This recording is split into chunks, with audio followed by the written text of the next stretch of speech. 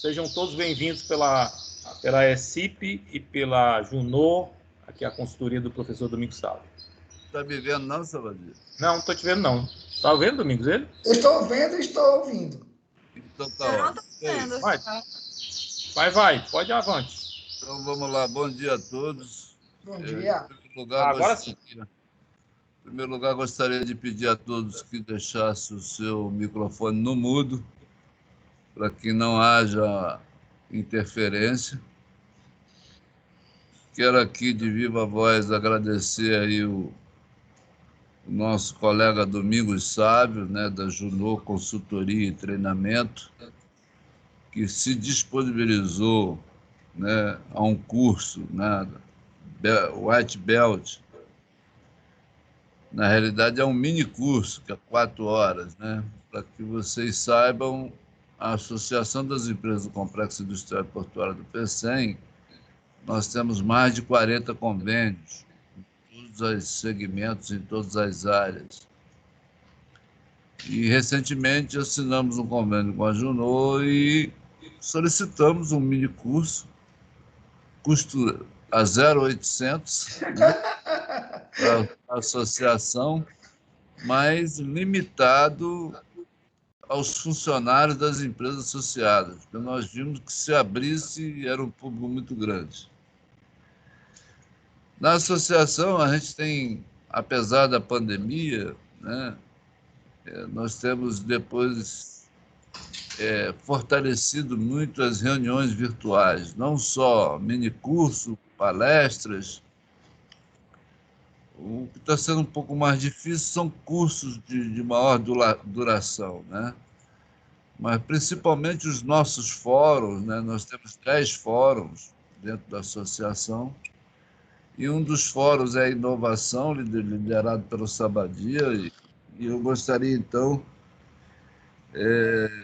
de destacar que esse minicurso ele traz, né, conhecimento e informações para a evolução dos profissionais. A associação ela tem uma preocupação muito forte, sabe, de cuidar das pessoas, trazer conhecimento, trazer informação, porque, na realidade, quem garante o nosso emprego somos nós mesmos.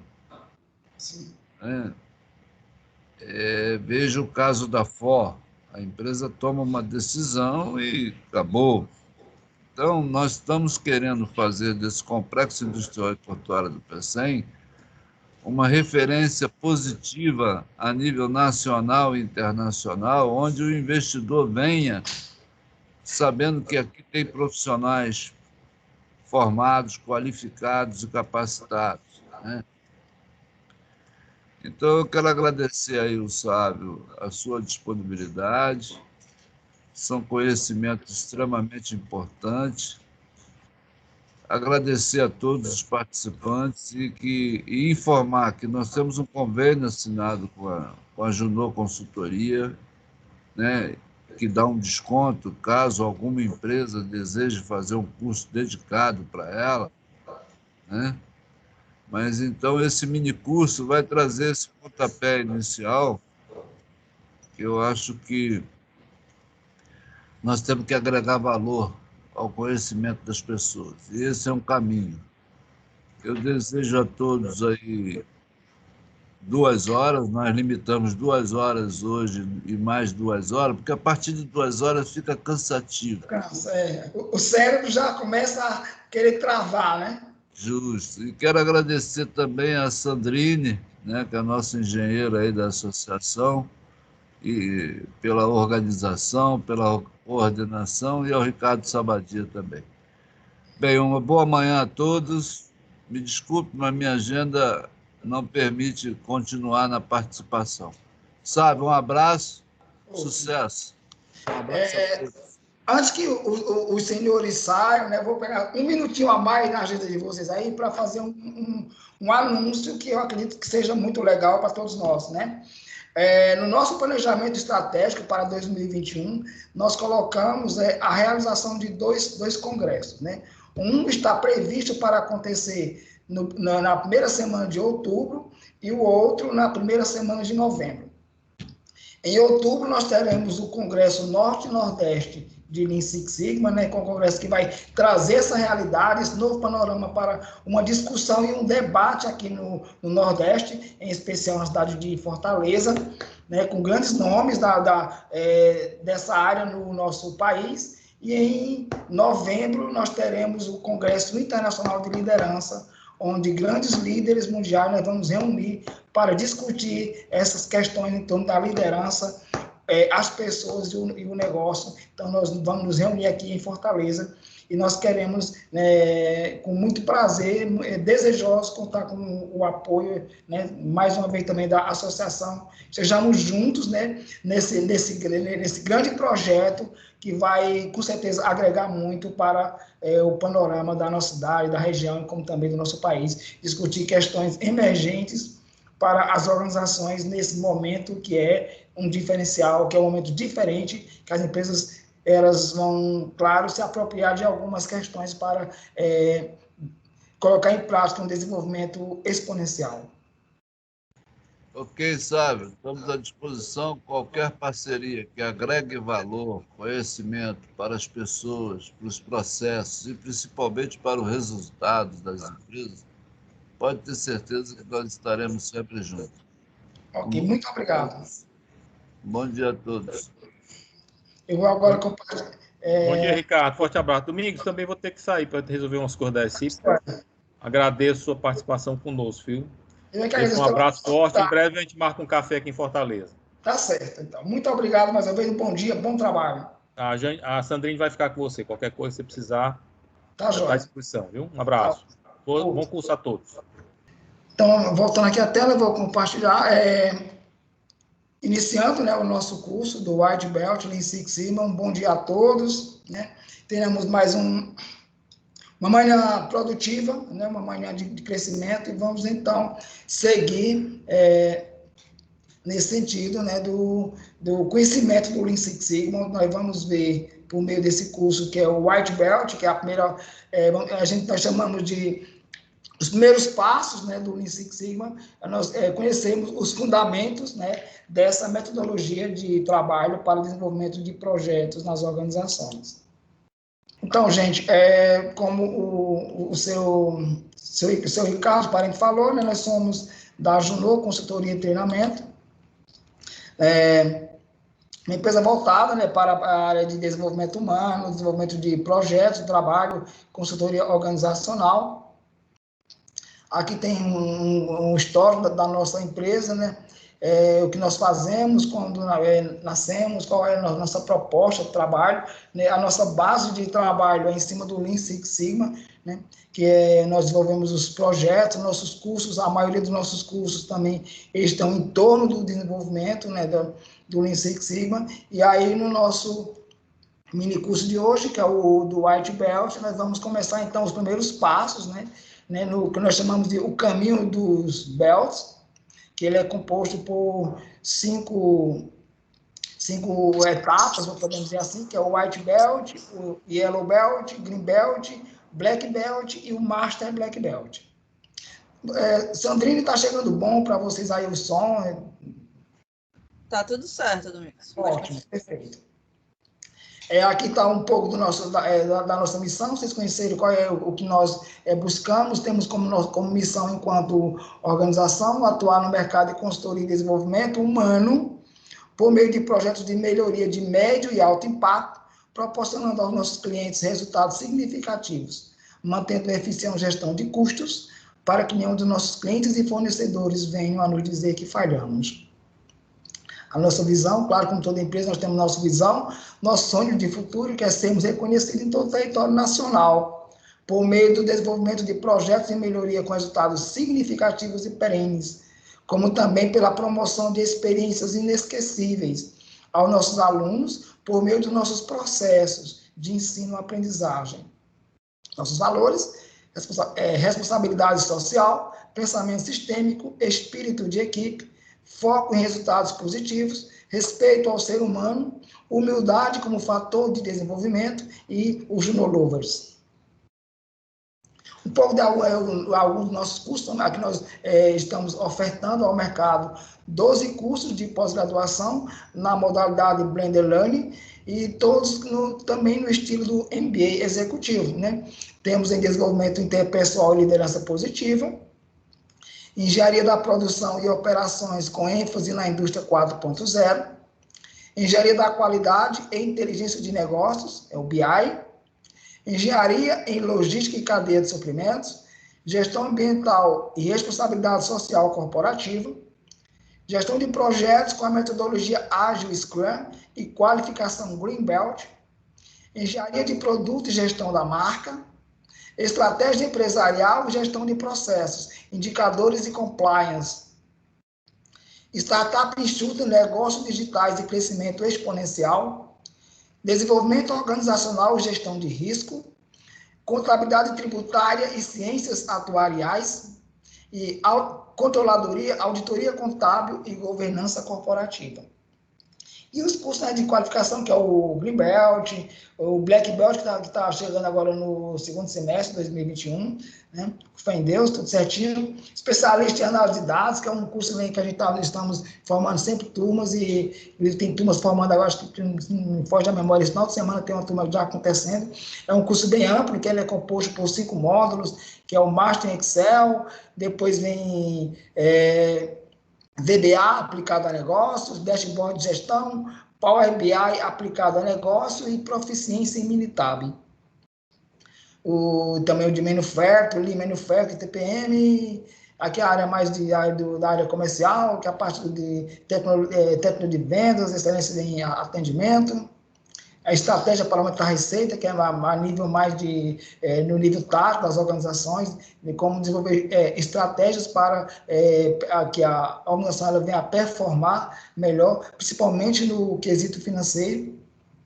E tendo esses cursos, nós vamos então agora entrar dentro do nosso estudo, né, de hoje, nosso mini curso, que é falar sobre, discutirmos, na verdade, em conjunto, né, aprendemos juntos os primeiros passos, né, da metodologia Lean Six Sigma, e hoje teremos, então, o nosso White Belt. O curso será hoje, né, como está previsto, das 8h30 às 10h30, e na próxima quinta-feira, dia 21, também das 8h30 às 10h30 da manhã.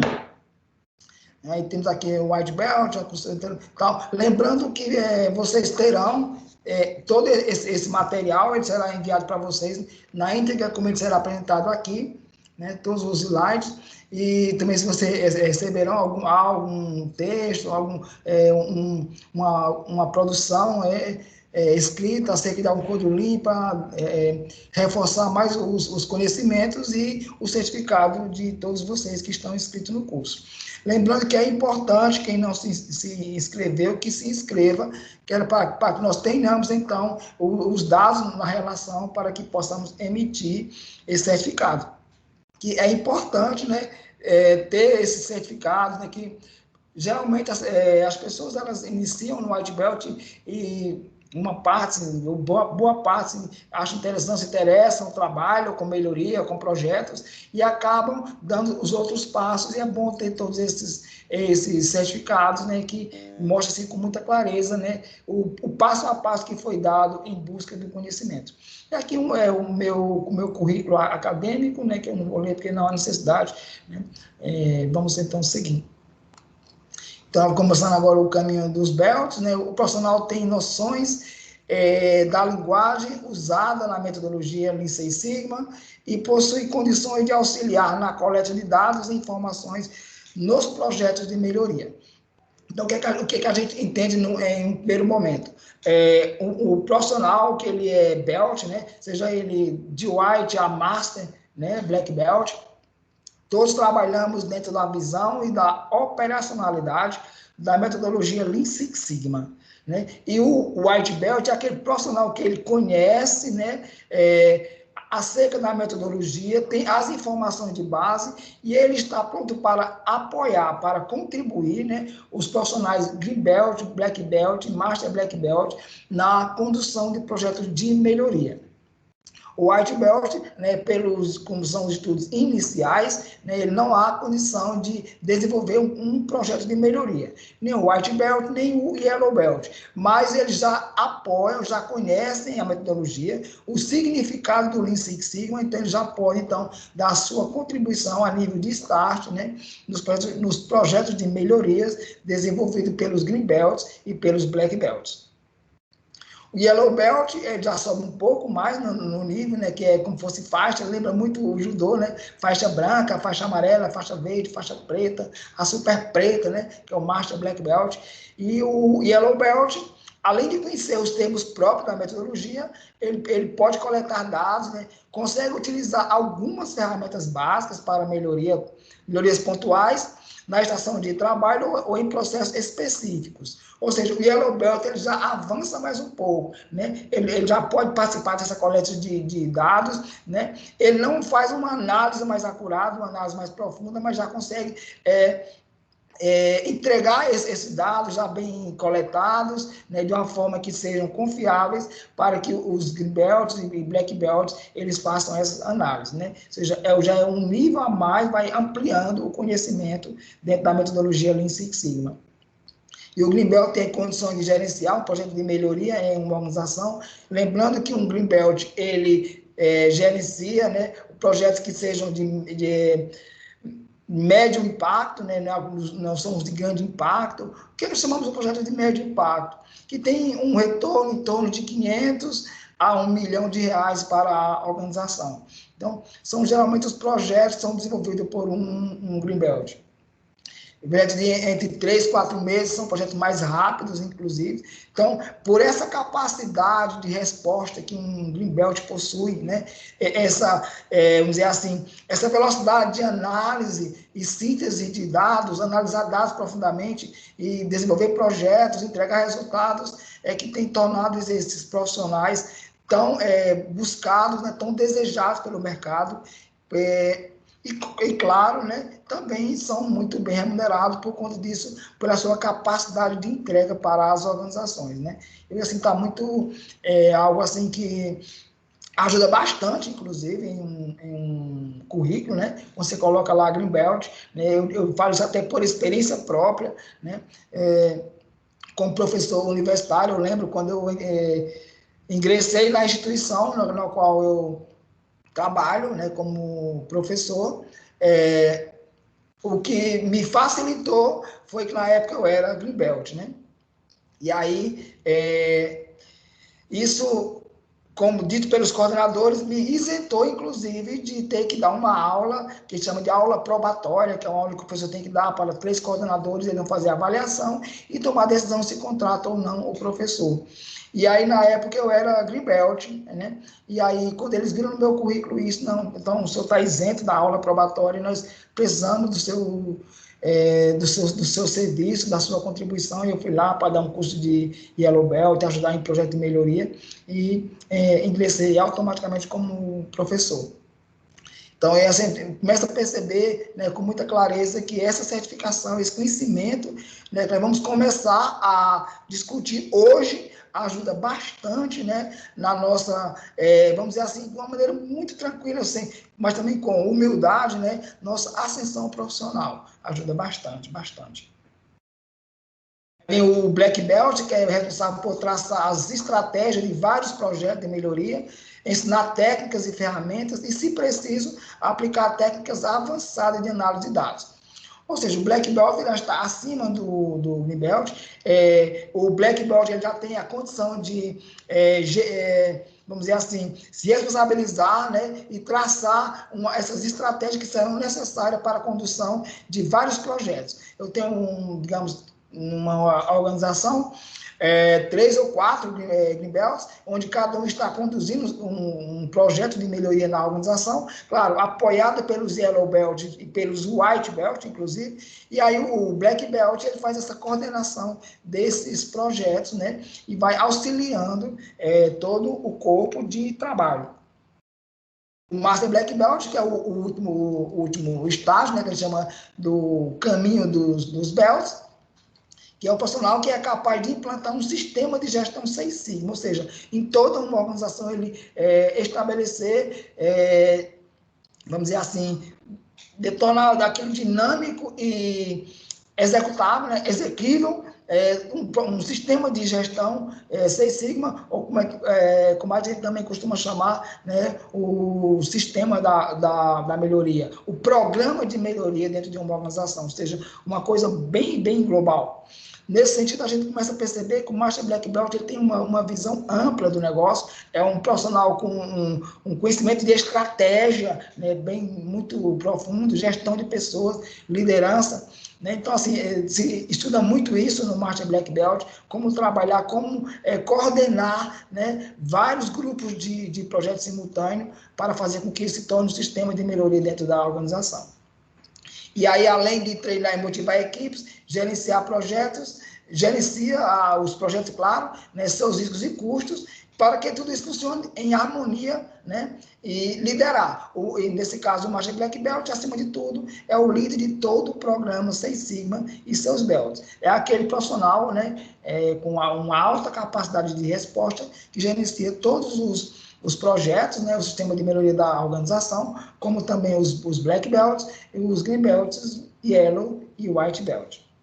E aí nós estamos aqui felizes da vida nessa manhã, iniciando a nossa caminhada no caminho dos Belts, né?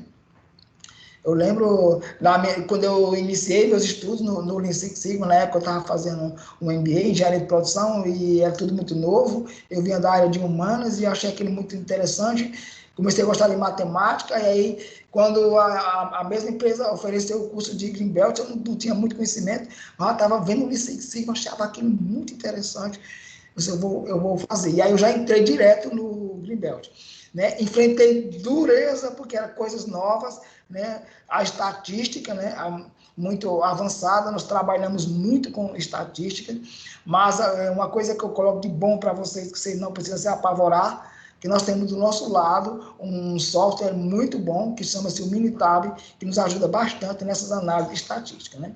Claro, então isso é muito legal, gera nossos gráficos, e aí cabe a nós apenas saber, né, operacionalizá-lo e, acima de tudo, né, interpretar os gráficos que são gerados. Mas aí é tudo muito tranquilo ao longo dos estudos, né, do nosso passo a passo nesse caminho, a gente chega a um domínio total de tudo isso. É muito, muito fantástico. Então, vamos agora, antes de começarmos a falar do Lean Six Sigma, White Belt, vamos fazer assim um breve relato, né, a história da gestão, né, como aqui está colocado, The History of Management, ou a história da gestão. E aí vamos fazer assim um percurso, quando tudo isso começou, lá na primeira evolução industrial, né, que houve aquela mudança todo no panorama, vamos dizer assim, produtivo mundial, né, isso, claro, teve início lá na Inglaterra, no final do século XVIII, né. Logo após esse início da Revolução Industrial, começou então as ações de gestão, né, liderada pelo Frederick Taylor, né, que nós chamamos, né, que é chamado inclusive, né, como a administração científica. E aí, após esse período, né, desse do Taylor, né, aí vem a segunda Revolução Industrial, já no início do século XX, também o Taylor estava envolvido nesse mesmo movimento, né? Aí entra também o Ford, o Fayol, né? Quem estuda, faz o curso de administração, tem lá a disciplina, né, que é TGA1, TGA2, que é Teoria Geral da Administração, que estuda bem direitinho essas questões relacionada ao início da gestão, né, que são os princípios, né, da gestão chamada como administração científica. Né? Ali, por volta de 1940, entra o que foi colocado como a valorização do indivíduo, o trabalhador do conhecimento. Um dos líderes desse movimento foi o nosso saudoso, né, Peter Drucker, que nos deixou em 1992, mas deixou um grande legado, um grande conhecimento, uma base teórica que tem contribuído bastante para o Lean Six Sigma. né, e nós usamos algumas colocações do Drucker, trazendo para os nossos estudos, isso vai reforçando e aumentando nossa capacidade de conhecimento e de resposta. E aí, em 1950, após 5 anos depois que terminou, né, a Segunda Grande Guerra Mundial, né, começa o movimento da qualidade total, né, que Peter Drucker também estava, né, nesse momento, mas os dois, dizer assim, os dois homens, os dois líderes, os dois teóricos de base, nós usamos, falamos muito sobre eles, inclusive, né, na gestão da qualidade, que foi o Edward Deming e o Joseph Juran, né, como eles atuaram nesse período pós-guerra, né, lá no Japão, eles como americanos, mas se mudam para o Japão e começam então a dar aquelas palestras da qualidade para os líderes japoneses, e então ali começa então a se desenvolver e tomar corpos a gestão da qualidade. E aí, em 1960, começa, então, a ascensão do mercado de consumo, as pessoas já consumindo mais. 15 anos depois que a guerra já tinha terminado, o Japão já estava numa engrenagem forte na gestão da qualidade, com o seu ciclo produtivo bem elevado, exportando para todo mundo, mas para grandes países, muitos países, inclusive os próprios Estados Unidos, né? E o líder desse movimento, na época, foi o Theodore Levitt e o Philip Kotler, né? Que foi um dos grandes nomes que nós estamos falando a respeito de marketing, que inclusive entrou nessa época, né? Também, que foi conhecido como a especialização do marketing, né? O Theodore Levitt, ele tem um livro que eu recomendo para vocês, que é A Imaginação de Marketing. É um livro muito bom, é um clássico, né, para quem trabalha nessa área de marketing, produção de conteúdo, divulgação, criação. É uma excelente leitura, deve ser vista com muita alegria.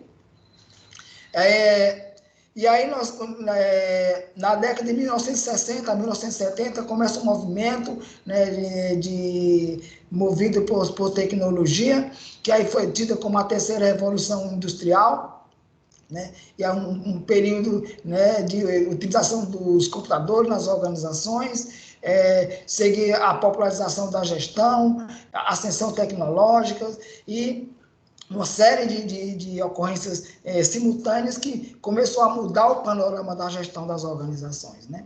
Temos ali vários autores teóricos da época, o Tom Peters, o Gordon Moore, né, o McKenna, o Hammer, o Tramp, enfim, vários autores, né, como está aqui, o Clayton Christensen, também muito importante para essa época, né? E aí vem andando, quando chega na época de 2000, então começa a explosão da internet, né, que foi liderada pelo Steve Jobs e o Bill Gates. Chegamos, então, aqui no período que nós estamos, na quarta revolução industrial, né? Ou seja, a evolução do mundo da gestão, no qual nós estamos agora, e no qual nós vamos nos apoiar para desenvolver, né, o nosso estudo, o nosso minicurso de White Belt. Nós estamos em plena revolução, quarta revolução industrial, né?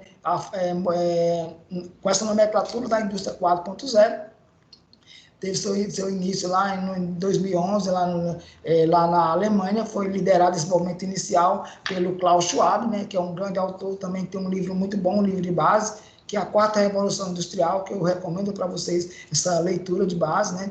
Também está envolvido nesse movimento também o Peter Diamandis, o Salim Ismail e o Joe Ito, né. O Peter Diamandis, ele tem dois livros, né, que eu também recomendo, né? Vocês vão se acostumando, que eu gosto muito de estar recomendando livro para os alunos e tal, né? Que é o do Klaus Schwab, A Quarta Revolução Industrial. O Peter Diamandis, ele tem um livro, O Abundância, né, que eu acabei de ganhar de presente de um aluno, me deu, fiquei super feliz. É um livro muito bom, é um clássico, um best-seller.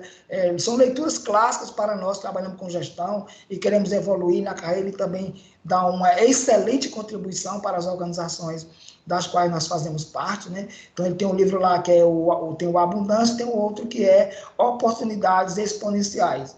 E o Salim Ismail também tem um livro muito bom, que também é do mesmo grupo, né, junto com o Peter Diamandis, que é Organizações Exponenciais. São leituras que é altamente recomendado para vocês. Né? Alguém quiser mais detalhes sobre os títulos, autores, né? Depois me manda uma mensagem, né? Eu passo um e-mail aqui para nós vamos mandar tudo isso aqui, tudo isso para vocês com muita satisfação. A reflexão desse momento que nós estamos vivendo, essa quarta revolução industrial, esse movimento da gestão nutrida, né, por tecnologia, né, deixa esses pontos que é a ruptura total, a adoção de conceitos no negócio como inteligência artificial, internet das coisas, big data, cyberfísica, ou seja, a mudança do panorama do sistema de visão e de gestão das organizações, do linear para o exponencial, ou seja, a tradução dos produtos e serviços, né, do físico para o digital, e configurando que está conceituado como crescimento exponencial das organizações. Quando nós estamos aqui nesse momento, né, com o nosso curso de White Belt, via sistema, o Teams, né, e aqui recebemos uma lista inicial com 100 alunos inscritos. Ótimo, perfeito. Então, isso só é possível, né, reunir numa manhã de uma plena terça-feira, um dia útil de trabalho, 100 pessoas para assistir a um minicurso por conta dessa questão desse crescimento exponencial. Ou seja, se tivéssemos uma aula que fosse presencial, ficaria mais completo. Esse deslocamento, a saída do trabalho, depois do trabalho, era um pouco mais dificultado, né? Mas por conta dessa facilidade da tecnologia, então, isso facilita, né, a junção das pessoas para participar de um momento como esse. É o que a gente chama de a quarta revolução industrial, a tradução do físico para o digital. Ou seja, a tecnologia contribuindo de uma forma substancial, né, e profunda para o desenvolvimento, como também para a disseminação e, vamos dizer assim, agregação de valor do conhecimento de uma forma muito mais ampla do que se fosse baseado em uma estrutura linear. E aqui alguns exemplos de como as coisas aconteceram, alguns dados são de 2015, mas vale a gente lembrar. Lembrando que nós falamos o início, né, a tecnologia entrando, né, dentro do mundo da gestão. O que ocorreu? Na década de 60, por volta de 1962, né, o Gordon Moore, que nós acabamos de falar nele aqui no nosso slide passado, né, ele criou o primeiro processador, né, que junto lá na Intel, que ele era um dos diretores e presidentes da Intel, criaram o primeiro processador para ser usado na gestão. Ele anunciou que o futuro era que a tecnologia ela ia contribuir substancialmente com a gestão das organizações e que os gestores, os líderes, precisavam incorporar essa realidade, introduzir a tecnologia no sistema de gestão para dar vida ao negócio, né? E tem um autor do livro Gestão do Amanhã, o Sandro Magaldi, junto com o Salib Neto, também é uma leitura muito importante, é a leitura que eu digo que eu acho assim uma leitura extremamente importante para todos nós que trabalhamos com gestão, trabalhamos na área de liderança, né, um livro escrito por autores nacionais. Gestão do Amanhã é um livro muito bom, inclusive eu tenho ele em PDF, mas eu aconselho que vocês comprem um livro, ele não é caro, e ele traz uma leitura muito tranquila, ele faz um resumo de tudo que nós vimos aqui sobre o Salim Ismail, o Peter Diamandis, inclusive o próprio Gordon Moore, vários autores, né, que participaram desse movimento todo desde 1950, e ele coloca tudo nesse livro, é uma leitura muito boa, e eu recomendo para todos vocês. Então, lá no livro do Sandro Magaldi, né, ele relata o caso que aconteceu nessa época de 1962, quando o Gordon Moore fez esse anúncio para as organizações, que ficou conhecido como a Lei de Moore. E aí, as organizações que absorveram essa realidade, reinventaram o seu negócio, introduziram a tecnologia dentro do seu sistema de gestão, elas continuaram prósperas, né? E as que ignoraram, que foram empresas que estavam em plena ascensão, com domínio, inclusive, do mercado mundial, elas simplesmente desapareceram, porque desconsideraram a tecnologia introduzida no sistema de gestão. E aí também cabe a nós, enquanto profissionais, absorvermos essa realidade prática, né, visível, de que nós necessitamos a cada dia introduzir conhecimentos de base tecnológicas para podermos, né, nos posicionarmos e atuarmos como profissionais antenados e preparados para esse novo panorama que chama-se a indústria 4.0.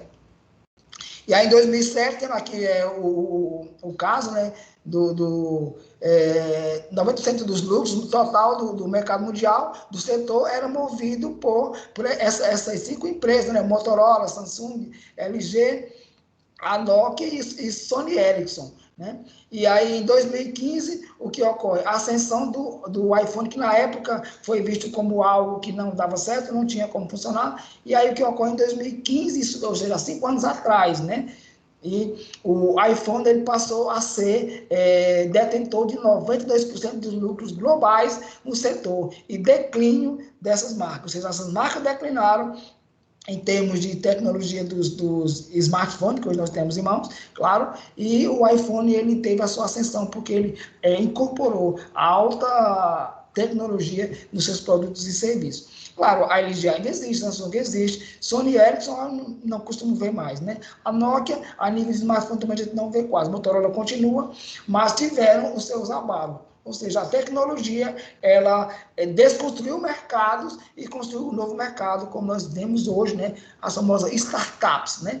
São as empresas que são geridas por meio, né? Utilizadas, inclusive, por meio de um aplicativo. Nós chamamos de inovação disruptivas, porque elas destroem um mercado e reconstroem um outro mercado, muito mais forte, mais potente e muito mais abrangente, né? Baseado em uma visão e atuação exponencial. E aí temos ali alguns casos também de algumas startups, né, como 2 casos, né, muito claros, que é o caso do Uber, né, o caso do Airbnb, são empresas que têm vamos dizer assim, instalações são mínimas, porque são basicamente, né, são empresas de tecnologia e que desconstruíram mercados, estão construindo novos mercados, e hoje são empresas que têm o seu valor de mercado extremamente alto, né? Aqui são dados coletados, fornecidos de 2017, né? Ou seja, há 3 anos, qual era o valor do Uber? De 68 bilhões de dólares, quando ela tinha apenas 5 anos. Agora ela já está com 7, quase 8 anos já.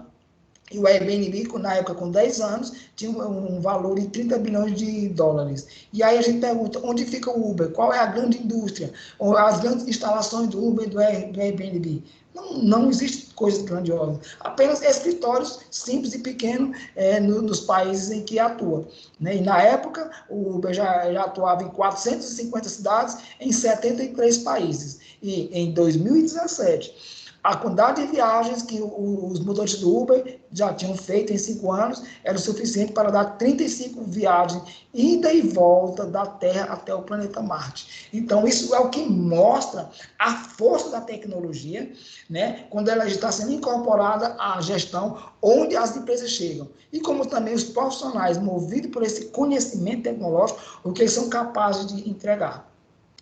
Na mesma época, o Airbnb já operava em 65 mil cidades, em 191 países, já tinha atendido ou realizado 150 milhões de acomodação, sem possuir uma única cama, nenhum quarto de hotel em lugar nenhum do mundo, apenas com base em tecnologia.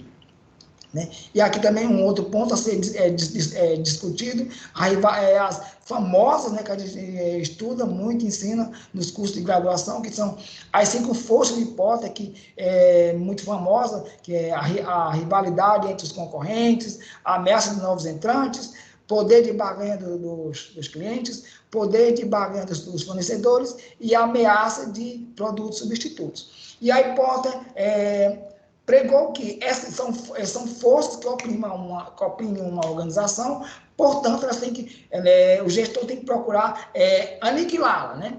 Torná-la inoperante. Isso dentro da visão linear, o sistema de gestão é pautado por teorias. E agora, nesse novo panorama da indústria 4.0, essa nova realidade, o que é que se prega? Que isso aqui não são forças que oprimem e que ameaçam uma organização, mas devem ser utilizadas para se estabelecer parcerias. E aí, aquilo que era um afastamento, agora dá lugar a uma atração. E aquela gestão baseada em previsões assertivas dá lugar à gestão baseada ou movida pela ignorância. O que a gente quer dizer com isso? Que hoje o gestor antenado e preparado para esse novo panorama não é aquele que sabe fazer previsões corretas, né? A gente ensina muito, até nos cursos de engenharia de produção, eu enquanto professor, a gente trabalha muito com a questão de previsões de demanda, né? Mesmo sabendo que existe esse nível de confiança, né? Mas um erro de previsão, mas a gente continua trabalhando com isso. Mas o que apregoa, o que é a realidade para nós no momento, é saber que uma boa gestão é movida principalmente pela ignorância. O que é isso? É o gestor, o profissional, ele tem a consciência de que ele ainda não sabe de nada, que ele precisa aprender. Por que essa consciência é importante? Por conta da velocidade das mudanças. Então, muda-se tudo muito rápido e o que nós aprendemos hoje, amanhã pode não ter mais uma força pragmática, um pragmatismo que seja operante. Por isso, nós trabalhamos mais na base do conhecimento contínuo. Isso nos dá uma consciência de um sentimento de ignorância em busca do conhecimento e de novos conhecimentos diariamente. Nesse mesmo panorama, então, surge a necessidade de se estabelecer dentro de uma organização o que ela precisa nesse momento, né? Principalmente nesse novo panorama, essa retomada, né? Que elas precisam alcançar o cume, né? O ponto mais alto para uma organização para se manter competitiva ou à frente dos seus principais concorrentes, que dentro da visão linear é concorrente. Na nossa visão exponencial, nesse novo panorama, o concorrente agora é meu parceiro. Mas mesmo tendo os meus vizinhos do lado, não são mais meus concorrentes, como meus parceiros, eu preciso alcançar, né, um nível máximo de gestão, que é a filosofia da excelência empresarial. Como está no topo, e todo topo possui uma base e colunas que o sustente, as bases que vão dar início para o alcance desse ponto mais alto são dois, que está aqui, o aprimoramento contínuo, ou o aprendizado, a melhoria contínua, que é uma das bases pregadas por Edward Deming, dentro da gestão da qualidade, que é a melhoria contínua e o atendimento às especificações dos clientes. A segunda base é eliminação de desperdícios. Para que eu usando essas duas bases e chegue ao ponto mais alto da filosofia da excelência empresarial, eu preciso de 3 colunas que sustente isso. A primeira, faça as coisas corretas da primeira vez, ou seja, não há uma tranquilidade ou espaço para uma margem de erro. O que se busca é fazer a coisa certa da primeira vez. Segundo, extrema rapidez na preparação de máquinas e configuração de células de produção. Ou seja, é uma velocidade rápida de estruturação de startup e fluxo de trabalho, como também o famoso EJUC, que é o balanceamento da produção. E o terceiro, envolvimento das pessoas. O líder, o gestor, ele precisa ter essa consciência de que ele não é um gestor de máquinas. Todo gestor é gestor de pessoas. Ele precisa envolver as pessoas, toda sua totalidade, toda a equipe, né, como uma das colunas que vai dar a ele a condição de chegar no nível mais alto, que é entregar para o mercado, né, ou se apresentar para o mercado como uma empresa, que é uma organização que ela alcançou essa filosofia da excelência empresarial. Tudo que é filosófico é estilo de vida, é a coisa diária. Ou seja, uma vida diária dentro da organização, em que tudo que é produzido, que é realizado, está pautado dentro dessa excelência. E aqui vem algumas competências, né, que é necessário, que nós falamos em competências, estamos falando em comportamento. Minhas competências, elas refletem o meu comportamento prático, visível e mensurável, né? E aqui algumas competências do mundo linear, né? Que é muito comum: a honestidade, saber delegar, comunicação, confiança, compromisso, atitudes positivas, criatividade, intuição, capacidade de inspirar e sintonia com as pessoas. São competências comuns que nós vemos muito, né? Geralmente dentro de um... vai ser elaborar um planejamento estratégico, né? E coloca lá alguns valores, algumas competências relacionadas a cargos ou a setores, ou até mesmo toda uma organização. Então, aparecem muito essas competências, dentre outras. Aqui apenas algumas, né? Em um universo bem maior. E aqui agora nós temos 8 competências que foram, vamos dizer assim,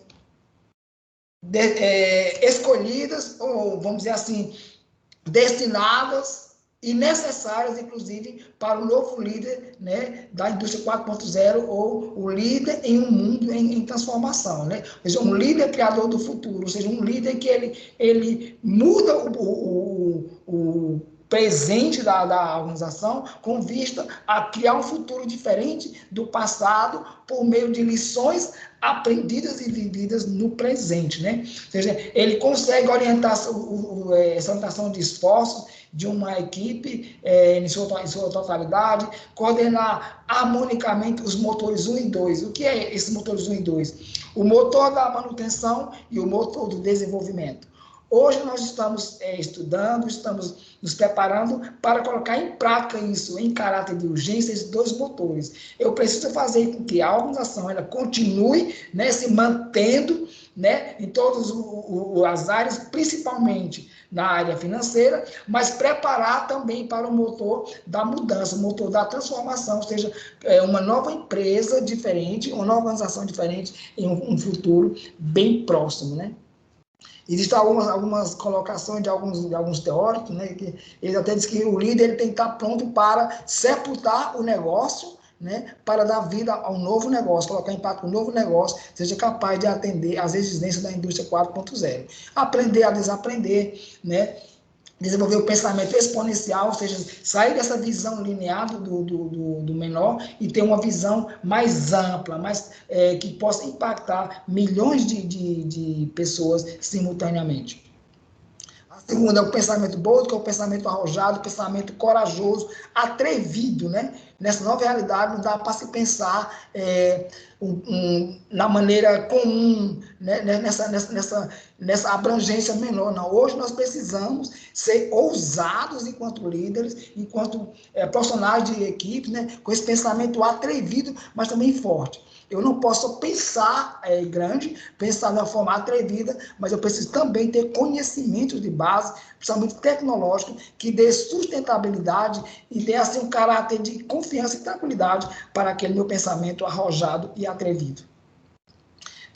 Um propósito transformador massivo, ou seja, o líder precisa entender que a tecnologia ela proporciona a capacidade de resolução de problemas globais, ou seja, pensar como transformar a vida de milhões de pessoas.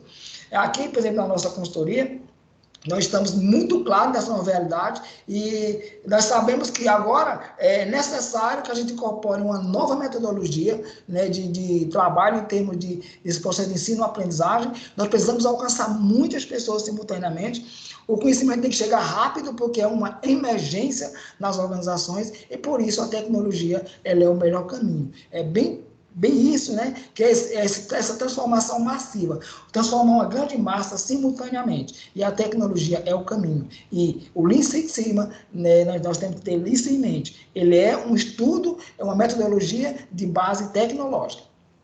Né? O líder como tomador de risco, ou seja, é necessário que eles estejam prontos para tomar risco, né? Em um mundo em mutação, serão vencedoras as companhias que continuamente redefinirem seu negócio. Não precisamos o tempo inteiro estar absorvendo as mudanças, quebrando o paradigma, assumindo riscos para nos manter firmes e próximos no mercado e, claro, mantendo aquela filosofia da excelência empresarial.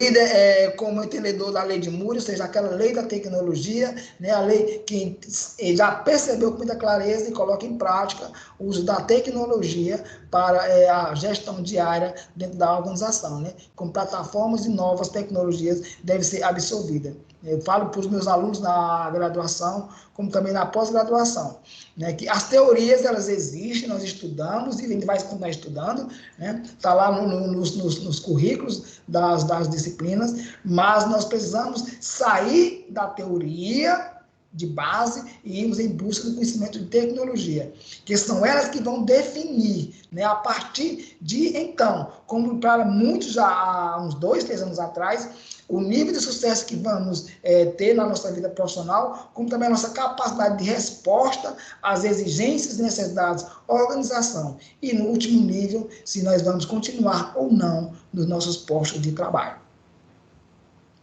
O foco no cliente, o cliente sempre é a excelência, o cliente sempre é o alvo. Então, a ele uma audição muito tranquila, muito atenta para atender claramente as suas especificações, né?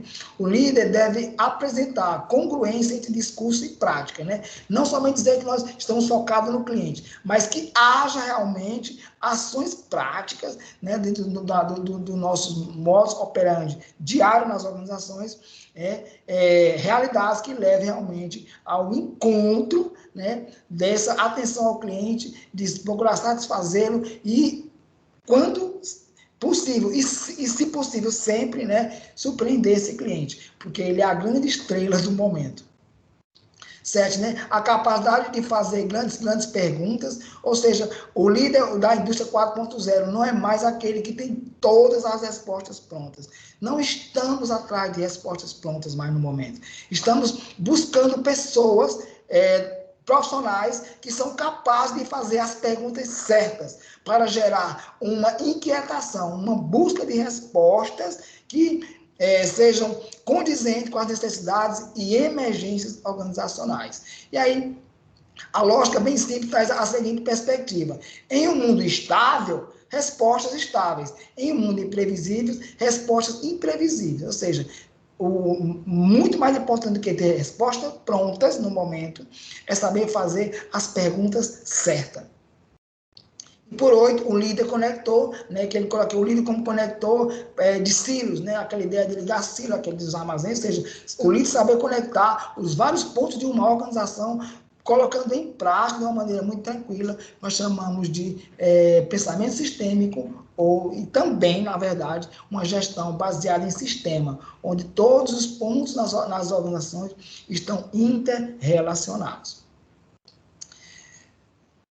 E para que todas essas competências, elas tomem corpos e que realmente elas frutifiquem, né, e corroborem com a melhoria das organizações e a ascensão profissional, a base de tudo isso chama-se o equilíbrio emocional. Então, não adianta a gente estudar grandes coisas, né, nos apropriarmos de grandes conhecimentos, termos domínio de várias tecnologias, se não nos apropriarmos também, principalmente, né, de um equilíbrio emocional. Então, fique para todos nós que este equilíbrio emocional, ele é a base de tudo. Ele vai determinar qual é o sucesso que eu vou fazer na vida e o quanto eu vou ser feliz profissionalmente. E agora estamos para discutir, então, né, começar os nossos primeiros passos, né, no caminho do Lean Six Sigma, né, ou o White Belt. E aí, a visão, né, as primeiras iniciativas, né, de como começou isso, no Lean Six Sigma mesmo, ele forte, né, lá na Motorola, nos anos 80, né, uma empresa que estava com seus problemas, desde 1960, quando foi promulgada a lei de Moore, então ela precisava se desenvolver melhor, enfrentar seus concorrentes, então surge ali, então, essa metodologia, né, que é o Lean Six Sigma. Lembrando aqui, que nós estamos falando em Lean Six Sigma, estamos falando de 2 pontos que eles não são incongruentes, são complementares. De um lado, eu tenho o Lean, né, que significa enxuto, ou seja, a eliminação de desperdícios, que é uma das bases, né? Nós vimos lá da filosofia da excelência empresarial. Do outro lado, eu tenho o Six Sigma, né, que significa 6 desvio padrão, ou seja, uma gestão baseada, né, por meio do desenvolvimento, da utilização da estatística, estabelecendo melhoria nos processos, reduzindo a variação dos processos por meio de 6 desvio padrão. 3 para além da média. 3 desvio padrão do lado positivo e 3 desvio padrão do lado negativo, né? Reduzindo a variação dos processos, deslocando a média para garantir processos mais robustos, maior satisfação dos clientes, por meio da redução dos lead times, inclusive, né? E como consequência, uma excelência operacional e de atuação para a organização. E aí, nos anos 90, surgiu novas tecnologias, o avanço no desenvolvimento de software, né, proporcionou uma aplicação da estatística nas empresas, para análise de dados mais avançados. Uma coisa que a gente coloca é que o estudo e a aplicação do Lean Six Sigma, nós trabalhamos, vocês vão ver ao longo dos estudos, nas várias etapas do Lean Six Sigma, nós trabalhamos com fatos e dados, né? Usamos bastante a estatística, ela é a base dos nossos estudos, né, para análise dos dados e aplicação e implementação de melhorias nas organizações. Aí, em meados dos anos 90, o Aliado Signal da General Electric comprovaram o poder do Seis Sigma através da implementação de um programa corporativo. Ou seja, o Seis Sigma já saindo também da Motorola, já entrando na General Electric, ficou altamente comprovado, né, lá, o Seis Sigma, esse trabalho de melhoria de processo, redução de variabilidade de processo, que é o nosso alvo. Nós trabalhamos em cima dos processos, melhorando o processo, reduzindo ao máximo a sua variabilidade. Vamos ver ao longo do nosso estudo que todo processo varia. Isso aí é da natureza do processo. Não há como ter um processo linear em um mesmo nível em cima da média o tempo inteiro. Isso não ocorre. Ele vai sempre variando para mais ou para menos além da média. Mas o que nós buscamos é estabelecer com que essa variação ela seja a menor possível. Quanto menor essa variação do processo em torno da média, então mais robusto torna o processo, maior será a capacidade de entrega deste processo, como também a satisfação dos clientes. Nós vimos lá que o cliente é uma das competências do líder na indústria 4.0. E aí, o que é o Seis Sigma? O Seis Sigma é uma metodologia quantitativa, estruturada, disciplinada e focada na melhoria de processos já existentes, com pouco ou nenhum investimento. Então, o que isso quer dizer? Que nós trabalhamos com fatos e dados, então é de uma base quantitativa. Nós trabalhamos com estatísticas, com números matemáticos, né? E como diz assim aquela velha colocação, os números não mentem jamais. Eles mostram uma realidade que realmente ela é existente, né? Ela é real, e nós vamos trabalhar então em cima dessa realidade. Se ela está em harmonia com essa excelência empresarial, ótimo. Se não, então vamos trabalhar dentro com esse dado, analisar, melhorar a performance do processo com a redução da variabilidade para traduzir para a organização essa excelência empresarial. Então, o Six Sigma ele vai nesse caminho, trabalhando esses processos, melhorando os processos, reduzindo a variabilidade de uma forma disciplinada e focada. Por que disciplinada? Nós trabalhamos em cima do método DMAIC, né? Vamos ver letra a letra. O definir, medir, analisar, implantar e controlar. Para que se tenha sucesso, né, êxito em um projeto de melhoria, é necessário a disciplina, né, e sempre, né, esse controle emocional da gestão de equipe na condução desses projetos, dada a sua complexidade e exigência para uma resposta, né, que ele deve ocorrer quase que sempre, sem nenhum investimento. Isso é que é o grande, vamos dizer assim, o grande tchan, né, o bojo da coisa, o ótimo da coisa é que nós desenvolvemos projetos sem investimento e entregamos grandes respostas em termos financeiros para as organizações. Por isso, esse diferencial tão grande que repousa sobre um profissional que ele seja belt. Seja ele mesmo white, que já tem esse conhecimento, sabe que a coisa existe, como os caminhos que podem levar a essa melhoria, como o yellow belt, o green belt, o black belt e até o último estágio, que é o master black belt. Os principais objetivos do Seis Sigma estão ligados à gestão do negócio, ou seja, projeto de redução de custos, otimização de processos e incremento da satisfação dos clientes. Então, é basicamente isso. Então, reduzir custos, otimizar os produtos e processos e incrementar a satisfação dos clientes. Porque ai de nós sem os clientes, né? Por meio desses 6 desvios padrão. No primeiro momento, quando eu olhei, não reconheci ninguém, como já foi meu aluno e tal, então, assim, não dá para a gente saber no primeiro momento, e agora eu não estou vendo mais nada, a não ser, né, aqui a tela que está na minha frente. Mas eu acredito que qualquer um curso que vocês fizeram, vocês se aproximaram da estatística, né?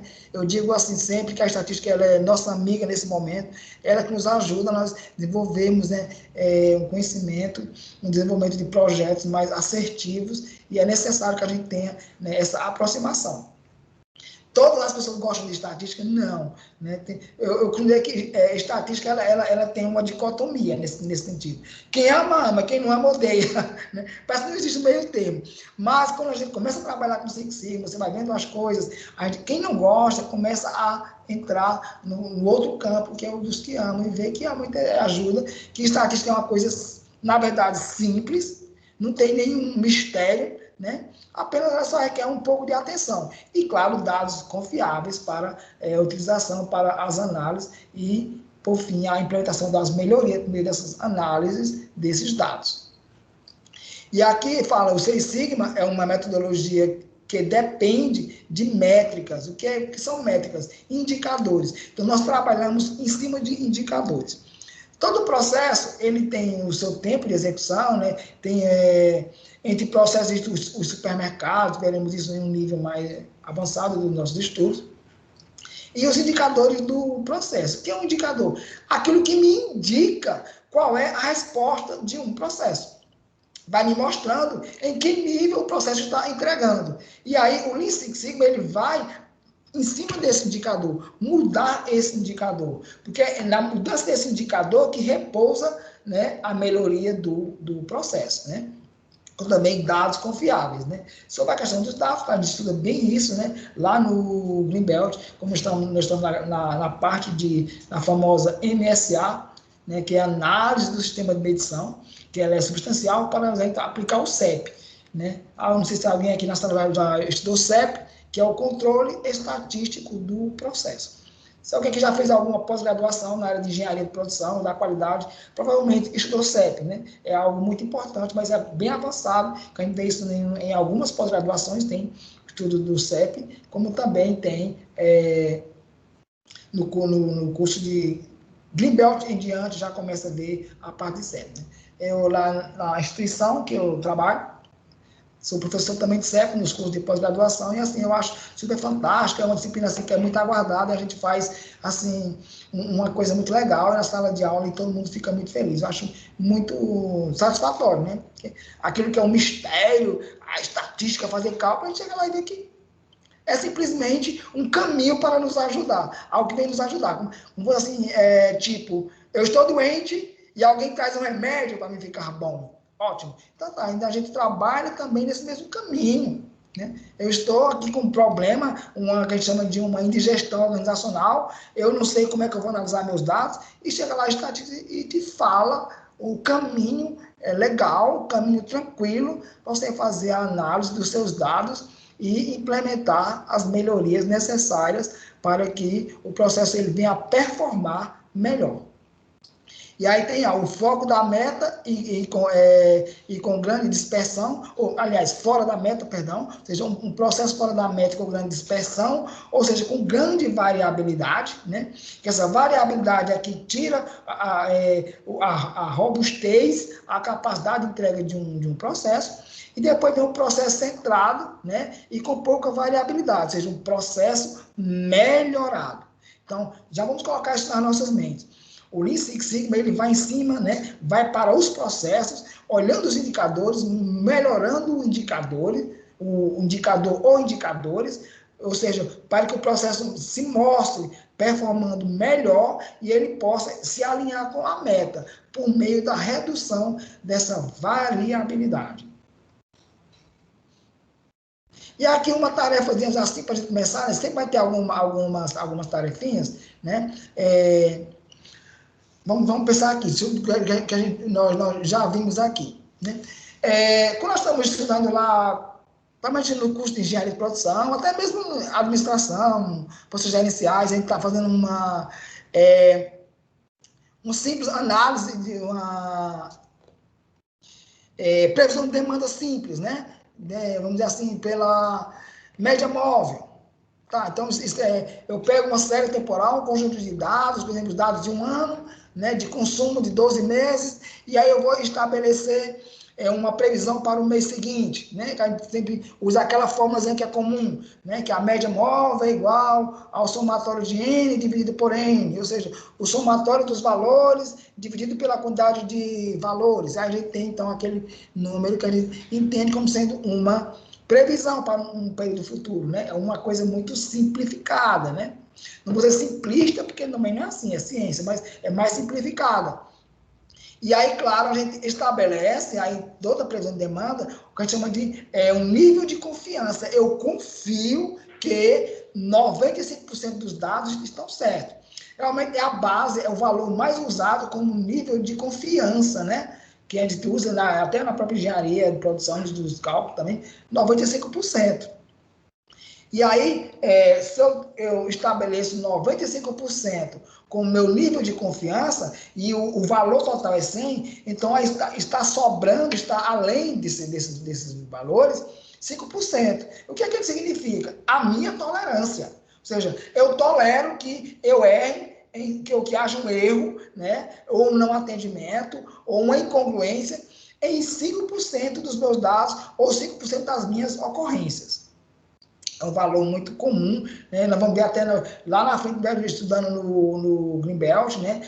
O valor P, que ele está em torno, né? Ele usa esse valor de 95% como nível de confiança, eu confio, né? Nós vemos também muito, né, no próprio Jornal Nacional, na TV, quando fazem aquelas pesquisas de Ibope, pesquisas de média, eles sempre falam, o nível de confiança é de 95%, com uma margem de erro de 3 pontos percentuais, para mais ou para menos, ou 2 pontos percentuais, enfim, aquilo que eu suporto. E aqui nós temos um exercício prático, né? Um processo que tenha 99% de rendimento é bom o suficiente, já não é mais 95%, agora é 99%. Então, assim, eu estou aumentando o meu nível de tolerância, ou reduzindo para 1%. E aí tem aqui 3 casos. O Hospital Albert Einstein realiza cerca de 280 partos normais por mês. Quantos partos apresentariam falhas médicas dentro desse nível de 99%? O Aeroporto Internacional de Viracopos realiza cerca de 11 mil pousos e decolagens por mês. Qual seria o número de acidentes aéreos? Com esse nível de 99%, não é nem 95%, já extrapolei ele para 99%. Terceiro, a fábrica da Ambev em Uberlândia possui capacidade de produzir 65 milhões de litros de cervejas por mês. Qual a quantidade de produtos perdidos, né, dentro desse nível de confiança?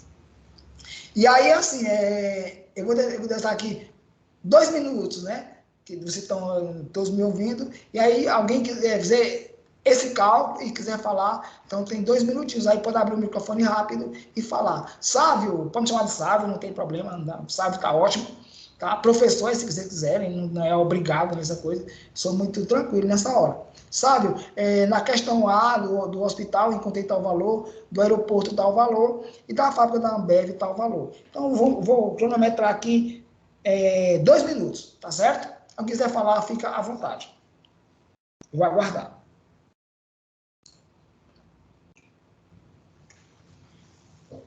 Bom, alguém quer falar alguma coisa? Alguém fez algum cálculo? Você me ouve, Sandrine? Sim. Então tá ótimo. Se você me ouve, então todos estão me ouvindo. Ela quer ficar aqui só vendo o computador. Será que alguém está do outro lado, né?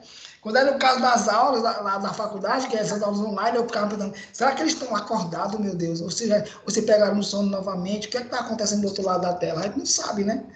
É aquela coisa bem, assim, invisível, vamos dizer assim. Sabe, Vamos lá. tem resposta pelo chat. A Mariana Rubens falou que a primeira era aproximadamente 3 partos, e a segunda 110 acidentes, e a terceira 650 mil litros. Vamos ver, então. Perfeito. Tá aqui, ó. Olha só. Nós falamos, né, que o nível de confiança 95% ele é aceitável dentro da engenharia para os cálculos, né, de previsão de demanda, e até mesmo dentro do militar, ele trabalha com 95%, que é o valor de base, a não ser que a gente chegue lá, na hora que você vai solicitar os cálculos, você eleve o valor do nível de confiança. Mas olha o que acontece. Com esse valor de apenas 1% de tolerância, significaria que 3 partos, né, todo mês, dentro do hospital Albert Einstein, teriam problemas, que poderia gerar um problema para o bebê, ou para a mãe, ou algum óbito, ou seja, enfim. Né, os partos normais, que 3 teriam falhas, uma falha em um parto é coisa muito grave, né?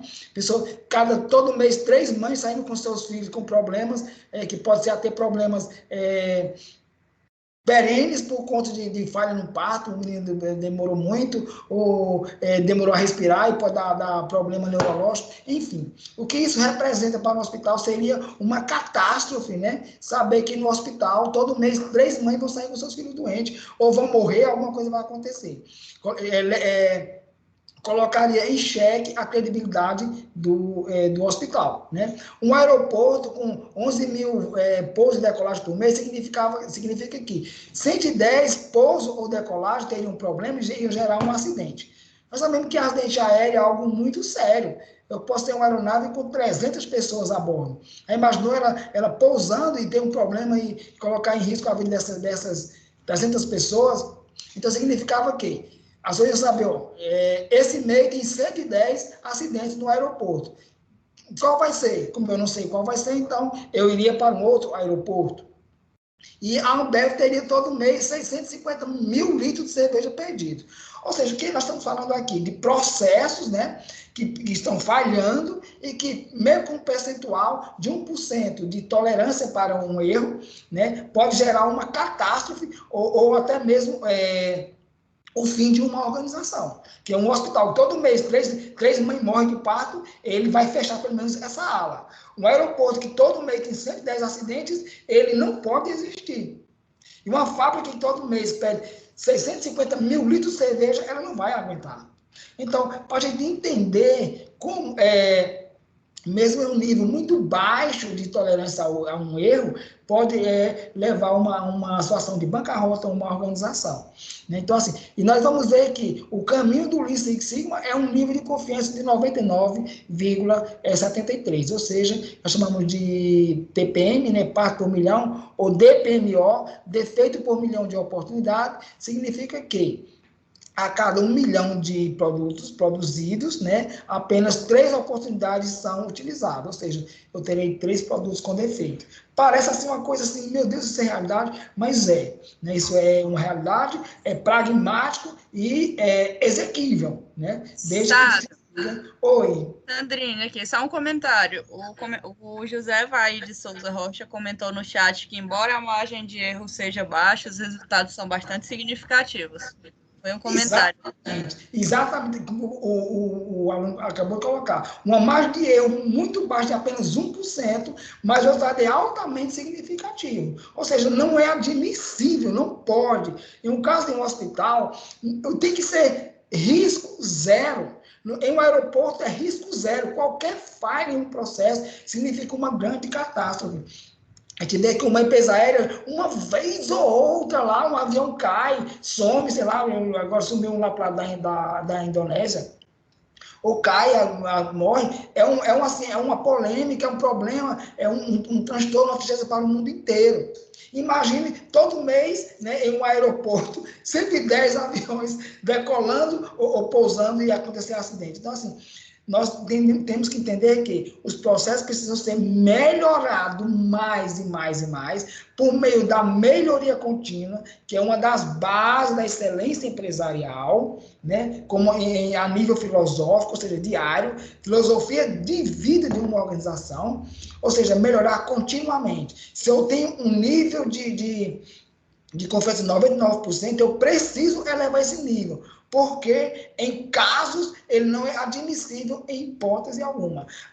Existe a possibilidade de se trabalhar com 100%? Não.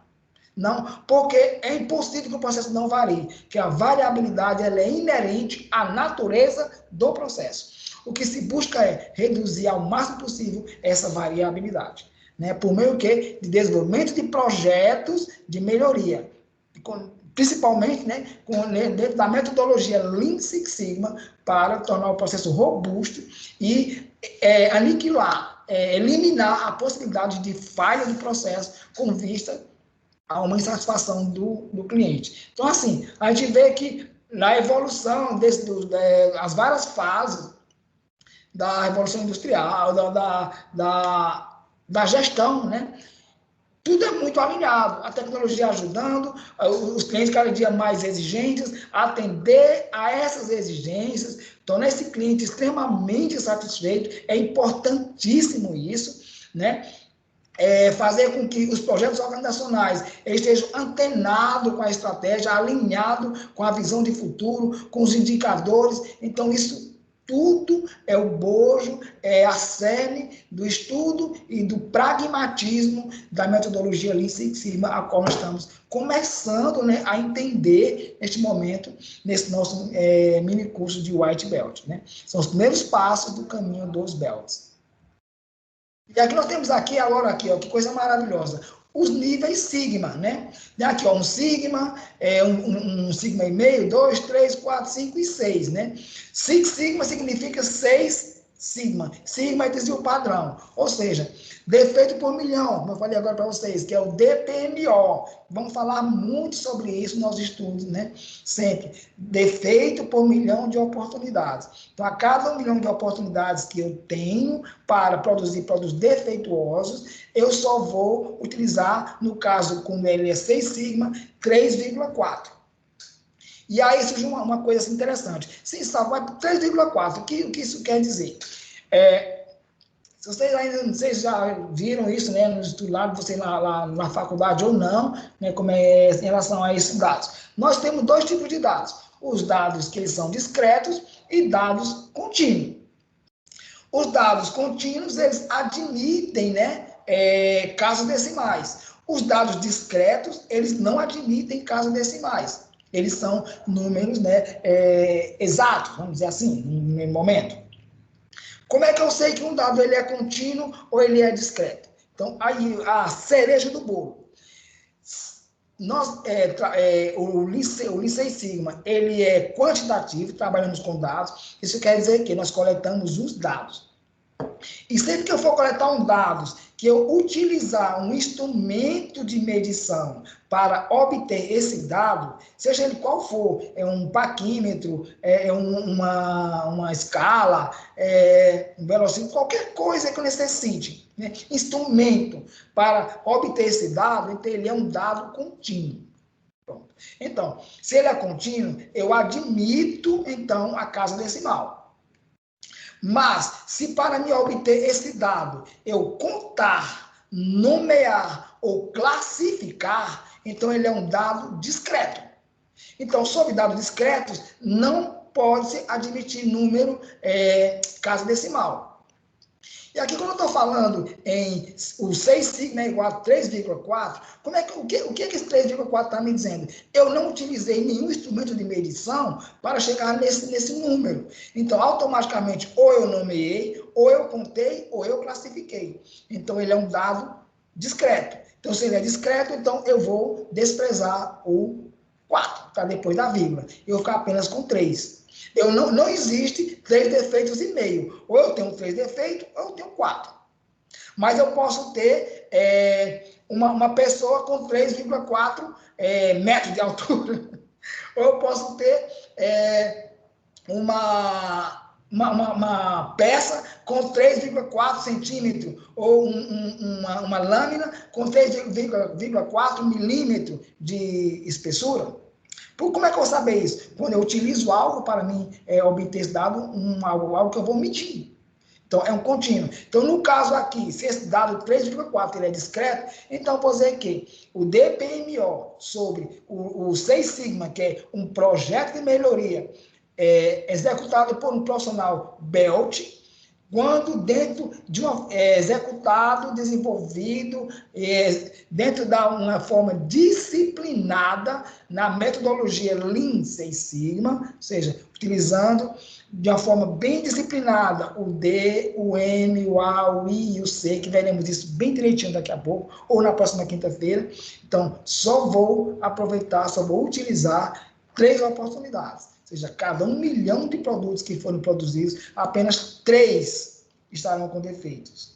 Isso, aí sim, dentro de um aeroporto, isso pode acontecer.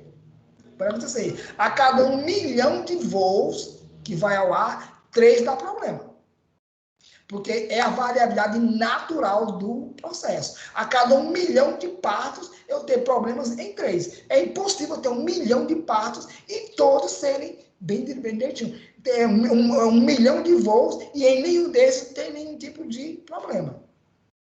A questão é, qual é o problema que eu vou ter? Qual é o nível desse problema? E o que vai determinar este nível é a variabilidade do meu processo. Quanto menor essa variabilidade, menor o impacto desse problema. Né?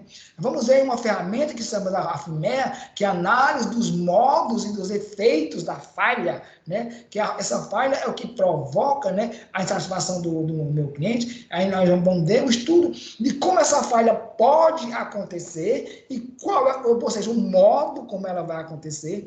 E quando isso acontecer, qual é o efeito que vai tomar dentro da organização. Então, essa visão dupla. Então, a partir desse conhecimento, nós elaboramos o que nós chamamos de estratégia de enfrentamento ou mitigação da falha. Mas, assim, não tem como eliminar 100% da falha em um universo de 1 milhão de produtos, tendo em vista essa variabilidade natural do processo. E aí ele segue, né, um sigma, qual é o DPMO, o percentual de conformidades, que é com um sigma, só 30,85% de conformidade, ou seja, todo o restante, até 100, está desconforme. Ou seja, a cada 1 milhão de produtos produzidos, 691.463 estarão com defeitos. Não existe no planeta Terra, só foi em outro planeta, né? Mas no nosso aqui, nenhuma organização que suporte uma coisa dessa.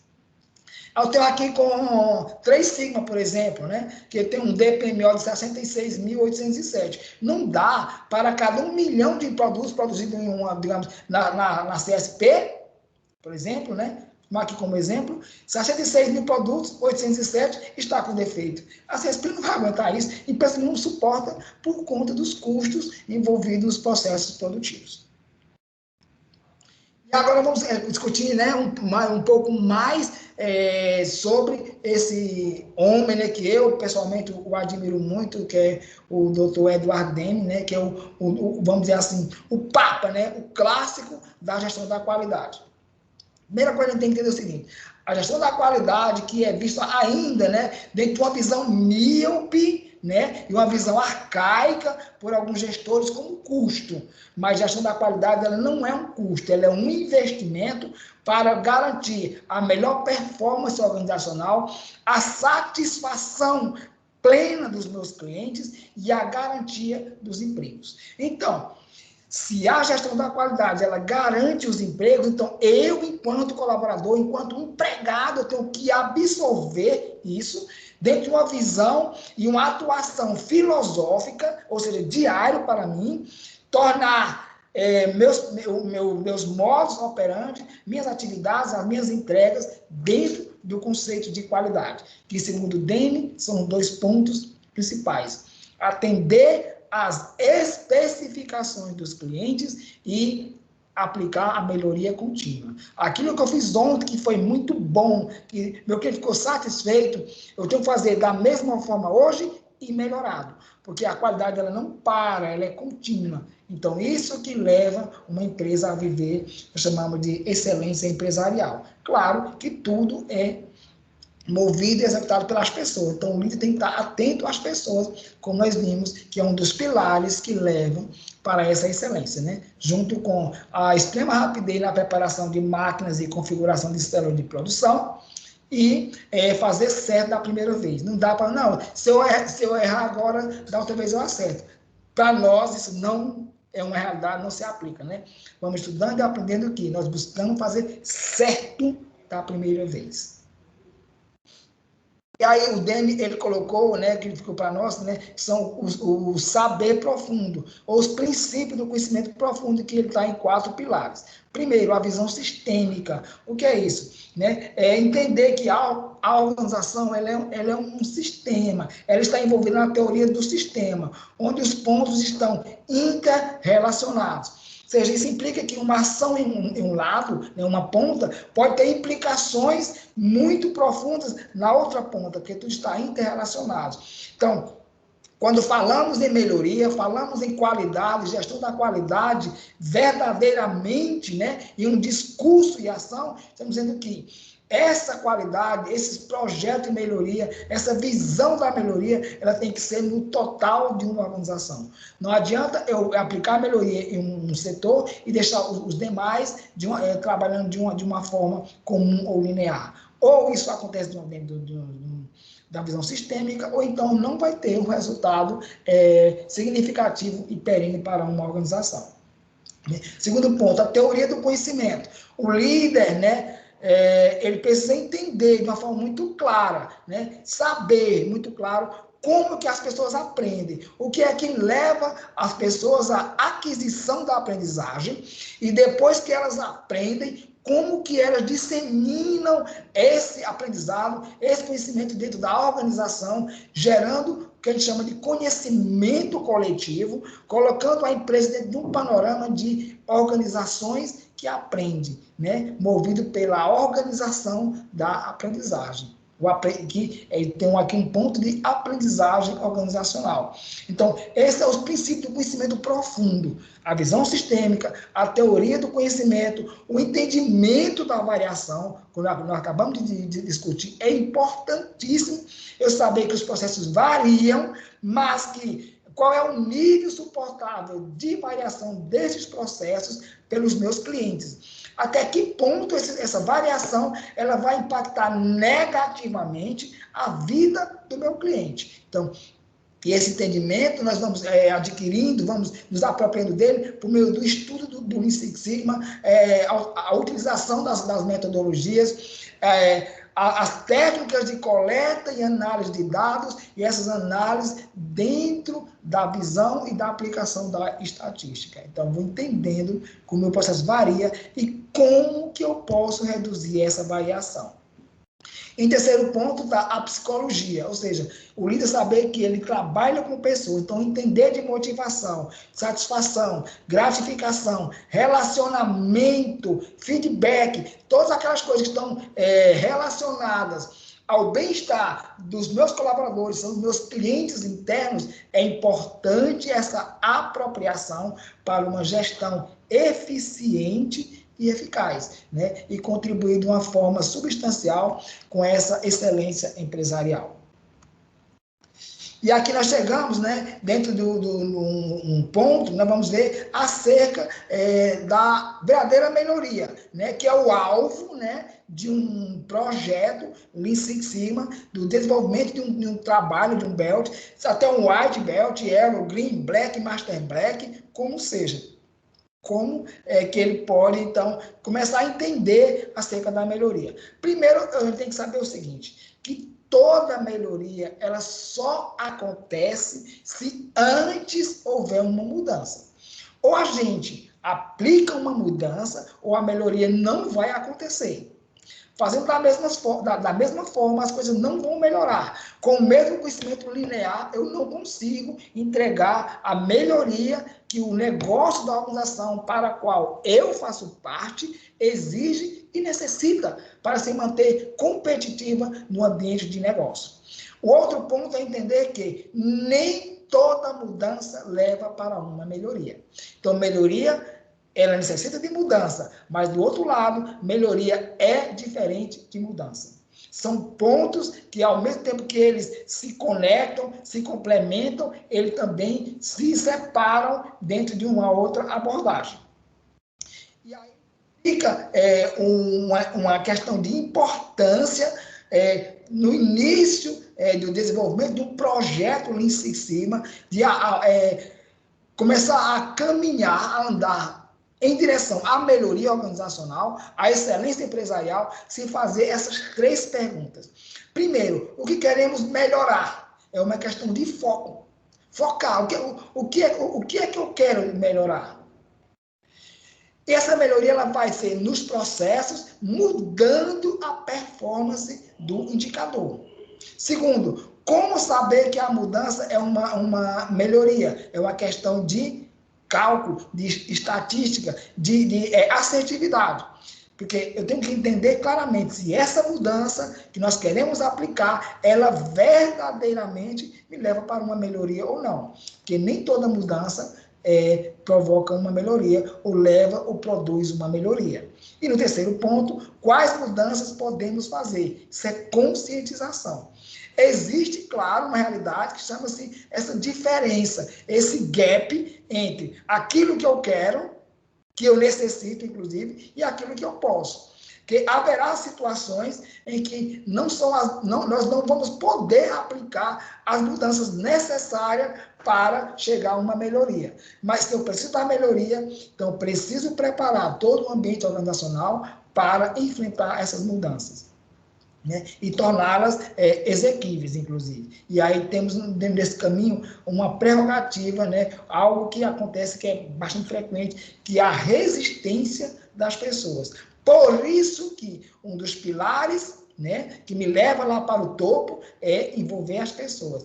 No projeto de melhoria, as pessoas precisam ser envolvidas, conscientizadas por si mesmas, inclusive, de que aquela mudança ela é importante principalmente para ela, como parte daquela equipe, daquela organização. Aí as coisas vão começando a ficar mais fáceis. Já sei o que é que eu quero melhorar, já entendo que essa mudança aqui me leva para uma melhoria. E é possível aplicar essas mudanças, porque a minha equipe, né, do projeto no qual nós vamos desenvolver, elas entenderam que é necessário aplicar essas mudanças. E as mudanças, elas vão diretamente em cima do comportamento humano. E mudar o comportamento das pessoas, não existe essa possibilidade. Eu mudar o comportamento de alguém. O que o líder pode fazer é criar um ambiente, uma atmosfera de conscientização das pessoas, de que elas realmente precisam mudar seus comportamentos, ou seja, trabalhar, aplicar, executar suas atividades de forma diferente para chegarem à melhoria tão necessária, tão desejada e essencial para a performance organizacional e conservação dos postos de trabalho. Então, o que queremos realizar, ou seja, contextualize, restrinja, defina o objetivo. Aqui é uma espécie de um filtro, né? O que eu quero fazer, está tudo isso muito claro, né? A gente, desenvolver um projeto de Lean Six Sigma. O estudo do Lean Six Sigma é fantástico, é maravilhoso, é gratificante, aprendemos coisas substanciais, mas existe um momento de conscientização das coisas, né? Então, assim, isso aqui é um filtro, né? Busca entender qual é o contexto do projeto de melhoria, qual é a situação, o conjunto de situações. Restrinja isso, ou seja, cria um escopo, né? Uma base de alcance que seja consciente, e que também seja atingível, né? E defina muito bem esse objetivo, né? Onde você quer chegar, qual é o alvo disso, né? Não deixar isso muito aberto, podemos dizer assim. Né? Um objetivo, ele aumentar ou diminuir um indicador em tanto até tal data, ou seja eu tenho que ter um projeto que ele vai trabalhar em cima diretamente de um indicador. Ele vai aumentar ou diminuir esse indicador em um nível X até que data, até quando eu quero que esse indicador ele esteja me apresentando algo. Ou seja, o indicador é algo que me indica como está a ocorrência, o nível de ocorrência de alguma coisa. E no nosso caso, da performance de um processo. Como sabemos que a mudança é uma melhoria, é um outro filtro, né? Usar dados confiáveis, entender a variação do processo, e também é necessário que, quando nós estabelecemos indicadores, também usar contraindicadores para nos dar mais segurança, né? Mais tranquilidade. Um exemplo, eu posso desenvolver um projeto para aumentar a carteira de clientes, né? Beleza. Então, aí eu vejo que o meu indicador está se movimentando. Eu estou aumentando a minha carteira de clientes, tá? Então, eu desenvolvi ações de marketing, endomarketing, benchmarketing, uma série de coisas. E eu consegui aumentar a carteira dos meus clientes. Aí agora eu tenho um outro contraindicador junto a esse, ou seja, em sentido diferente. Eu tenho um que é horário e outro contra-horário, que é o nível dos custos organizacionais. Aí eu posso observar que a satisfação do meu cliente é um indicador positivo, ou seja, que ele vai no sentido horário, e os custos é um indicador negativo, que eu quero que ele se movimente contra o horário. Mas eu posso observar que, ao passo que eu estou aumentando a minha carteira de clientes, eu também estou vendo os meus custos se elevando. Então, automaticamente, quando eu vejo um indicador e um contraindicador, me mostra que a melhoria não está acontecendo. Então, é importante ter isso, saber se essa mudança está me levando para a melhoria ou não. Né? Somente estabelecendo indicadores e contraindicadores relacionados. Um exemplo aqui de uma melhoria, né? Reduzir o tempo de ciclo, né? Quando se aplicou a mudança, a gente vê aqui quando a mudança acontece, o processo já vinha em queda, veremos isso mais lá nos outros níveis do nosso estudo, né? Que isso aqui é um exemplo simples, mais simplificado, né? De uma carta de controle. Deixa eu fazer esse exemplo aqui para vocês darem uma olhada. Depois vocês vão, ao longo do nosso estudo, vocês vão entender melhor como esses gráficos estão mostrando, né? O ponto aqui nessa linha onde foi aplicada a melhoria, por exemplo, aplicou aqui a melhoria entre as semanas 6 e 8, só que quando essa melhoria foi aplicada, o processo já tinha performado em uma variação mais baixa. Então, essa mudança não levou para a melhoria, porque ela já tinha acontecido. Então, é entender onde que a mudança ocorreu e como estava o processo no momento. E aqui, o grande tchan também do nosso estudo, que é entender a definição da melhoria, que é o alvo, né, do nosso trabalho como profissionais BELTs. E aqui fala que a melhoria é isso, que vocês nunca esqueçam isso. É importantíssimo, né? A definição de melhoria, que é um impacto positivo, relevante e duradouro em indicadores de interesse da organização. Então, o que isso quer dizer de uma forma bem substancial? Que um projeto de melhoria, para que ele tenha uma aplicabilidade, uma autorização, inclusive, para que seja executado, ele tem que impactar de uma forma positiva, relevante e duradoura aqueles indicadores que é de interesse da organização, ou seja, o nível estratégico da organização tem interesse que esses indicadores sejam impactados para performar dentro daquilo que está desenhado na estratégia organizacional, seja em um sentido positivo ou seja em um sentido negativo. Mas que nós temos que desenvolver o projeto em cima desses indicadores. Caso contrário, ele não terá uma validade, não terá uma aceitação, porque não impacta indicadores que são relevantes, né? Indicadores que são realmente de interesse dessa organização. Aqui o ponto inicial para o projeto de melhoria, primeiro início, logo nós vamos iniciar o desenvolvimento de um projeto, é aplicar os 5S, né? São aqueles 5 sensos, né, de organização, limpeza, disciplina, ou seja, conscientização para que o projeto ocorra dentro de um ambiente, né, seja propício à aplicação da mudança. Aí tem aqui 2 panoramas, um ambiente, né, todo bagunçado e o mesmo ambiente depois de aplicado o 5S, como que ele ficou. Então aqui, nesse segundo ponto, já mostra que há a possibilidade, sim, né, de desenvolvermos um projeto nesse ambiente, porque ele está pronto para receber, então, essas atividades e desenvolvimento desse projeto. Então, o 5S é o ponto inicial para darmos início a um projeto de melhoria. E aqui a definição de processo, né? Se vocês concordam, então, eu vou compartilhar aqui a nossa tela anterior. E aí vocês podem levantar a mão aí, caso quem tem alguma pergunta, alguns comentários, pode começar esse momento de discussão, que ele é muito importante, né? Para saber em que passo nós estamos, então, com o nosso estudo. Tá certo? Só levantar a mãozinha aí, abre o microfone e fala, um por vez, para a gente enriquecer melhor o nosso estudo, o nosso conhecimento. Só quem for perguntar, se quiser, pode ligar a câmera, ficar à vontade. Eu gosto de ver gente, eu sou gestor, né? Minha formação de base é recursos humanos, eu gosto de lidar com gente, gosto de ouvir, de ser ouvido também, que precisa ser ouvido. Então, assim, fique à vontade para a gente ter esse momento de discussão, de pergunta, alguma dúvida do que a gente já viu até aqui. É necessário isso, né? Eu saber realmente se eu conseguir me explicar para vocês. Pode colocar lá no chat também, não tem problema, caso não queira, né? Não quero falar, não quero aparecer, então eu vou ligar aqui o chat, a gente vai discutindo. Você pode colocar aqui a pergunta, né? E eu vou respondendo para vocês. Domingos Sávio? Sim, estou aqui. Meu amigo, bom dia, meu nome é Leandro. Eu vi essa sua técnica, eu estou falando na abstração, e vi muita coisa de qualidade total nesse white belt, né? Qual a diferença para ele? Quando nós estamos falando qualidade total, estou falando a qualidade, né? Os conceitos de qualidade aplicado à totalidade organizacional, né? Quem falou bastante sobre isso da qualidade total foi o Juran falou, né? Que ele criou a trilogia, né? Que se chama trilogia de Juran, como também o Taguchi. Ou seja, toda a organização pautada, andando, se desenvolvendo dentro do conceito de qualidade, né?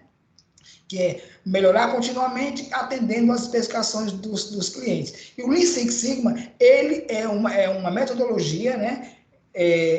O Lean é uma filosofia e o Six Sigma uma metodologia que se unem, né? Se complementam com suas ferramentas para promover essa qualidade total, ou seja, uma organização se desenvolvendo dentro do conceito de qualidade em toda a sua totalidade. Então, o Lean Six Sigma, ele vem para contribuir, para tornar prático, né, mensurável a qualidade total dentro de uma organização. Alguém quer comentar mais alguma coisa ou fazer alguma pergunta para o Sábio? Alguma dúvida que ficou para vocês? Alguma coisa não ficou claro? Teve uma pergunta no chat.